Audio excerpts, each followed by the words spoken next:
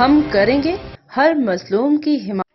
السلام علیکم، میں ہوں حرین فاطمہ اور آپ دیکھ رہے ہیں حمایتی نیوز HD چینل۔ نظر ڈالتے ہیں آج کی اہم خبروں پر۔ سانگھڑ نامہ نگار تعلقہ کھپرو کی سیاسی سماجی شخصیت اور فنکشنل مسلم لیگ کے رہنما سابقہ تعلقہ ناظم حاجی خدا بخش درس مبینہ حملہ ہونے میں اپنے گارڈ کے ہمراہ جاں بحق ہو گئے۔ مقتول حاجی خدا بخش راجڑ اپنے گارڈ کے ہمراہ اپنی زرعی زمین پر وزٹ پر تھے کہ اچانک اسلحے سے لیس حملہ آوروں نے حملہ کر دیا، جس سے سابقہ تعلقہ ناظم خدا بخش درس اور ان کا گارڈ موقع پر ہی ہلاک ہو گیا، جبکہ سابقہ تعلقہ ناظم اور گارڈ کی نعشیں تعلقہ اسپتال کھپرو منتقل کر دی گئیں۔